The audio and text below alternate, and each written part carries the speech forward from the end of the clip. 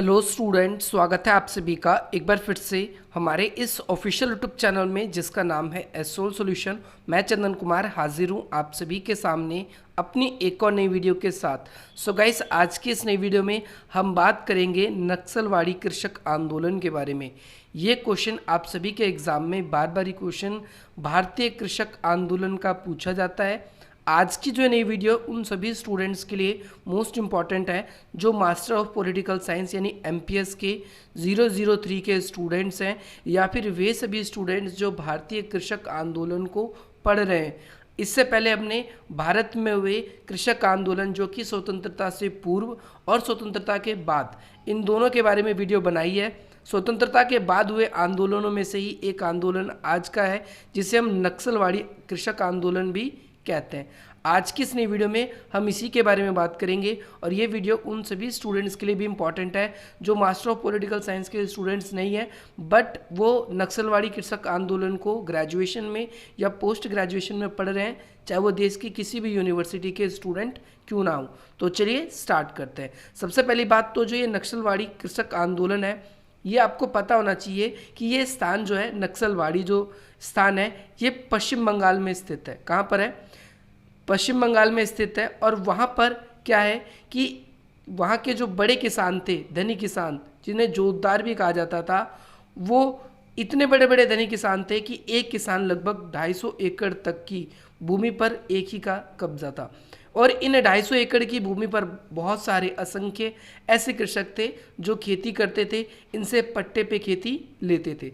पट्टे पे खेती लेने का मतलब ये होता है कि कोई किसान जिसके पास अपनी ज़मीन नहीं है, वो किसी बड़े जोतदार से या ज़मींदार से, बड़े किसान से उनकी ज़मीन लेता था और बदले में जो भी उसका उपज होता था उसका 50%, 60% या फिर 70% जो भी समझौते के अनुसार हो वो उसे देता था।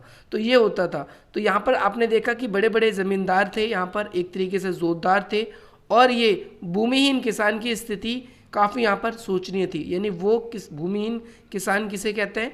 भूमिहीन किसान उन किसानों को कहा जाता है जिनके पास खुद की भूमि नहीं होती।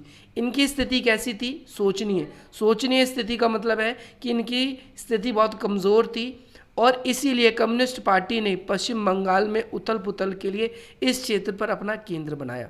तो यहाँ पर आप देखेंगे कि जो ये कम्युनिस्ट पार्टी है, ये एक ऐसी विचारधारा की पार्टी है जिसमें यह कहती है कि भैया हमें अमीर और गरीब का अंतर खत्म कर देना चाहिए, समाज में सब एक बराबर होने चाहिए, समाज में कोई भी अमीर और गरीब ना रहे, ऐसी बातें करते हैं। वो समानता लाने की बात करते हैं।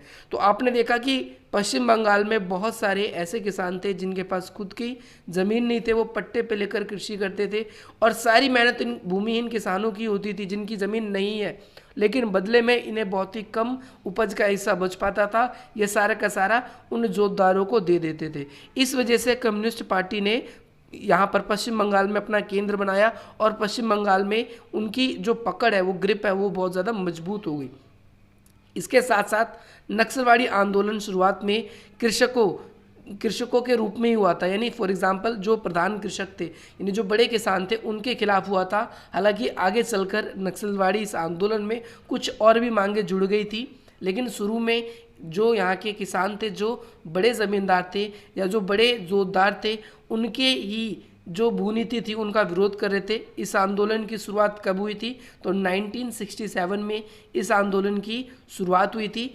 इस आंदोलन के एक नेता थे जिनका नाम था कनु सान्याल ने इसमें कई सारे लक्ष्य रखे थे, यानी कई सारे इनकी मांगे थी, जैसे भूमि का पुनः वितरण, यानी कुछ ही लोगों के हाथ में सारा का सारा भूमि का नियंत्रण चला गया है, वो सारा पुनः वितरण किया जाए। दूसरी चीज़, साहूकारों और किसानों के बीच में समझौतों को जलाया जाना चाहिए।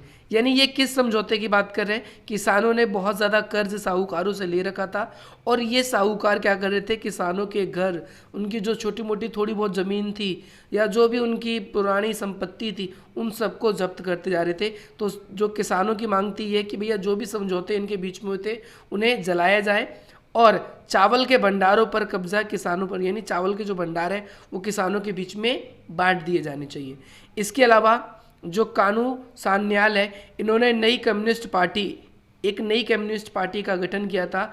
ये नई कम्युनिस्ट पार्टी है पश्चिम बंगाल में, इसे लेनिनवादी मार्क्सवादी पार्टी के नाम से भी जानते हैं, क्योंकि ये लेनिन कहा के थे रूस के सबसे पहले, आपको पता होगा कि रूस के सबसे पहले महासचिव बने थे लेनिन, वो उनके विचारों से प्रेरित थी।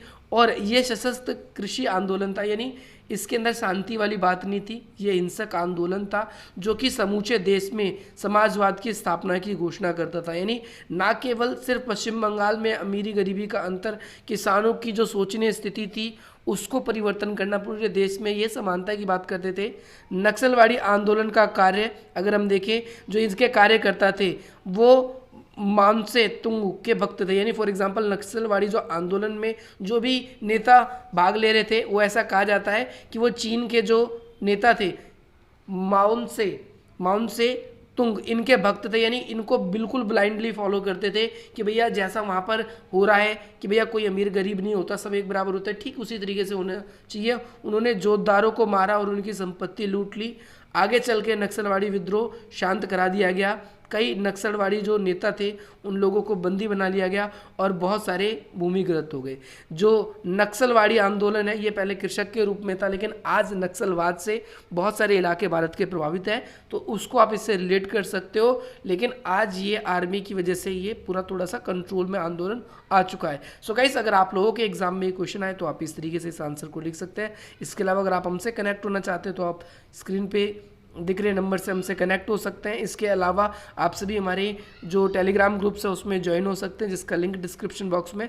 आपकी कोई भी क्वेरी है तो आप उस तरीके से हमें शेयर कर सकते हैं, या इंस्टाग्राम पर मुझे फॉलो करके अपनी क्वेरी को शेयर कर सकते हैं। चलिए मिलते हैं हम आपसे अपनी अगली वीडियो में। जय हिंद, जय भारत।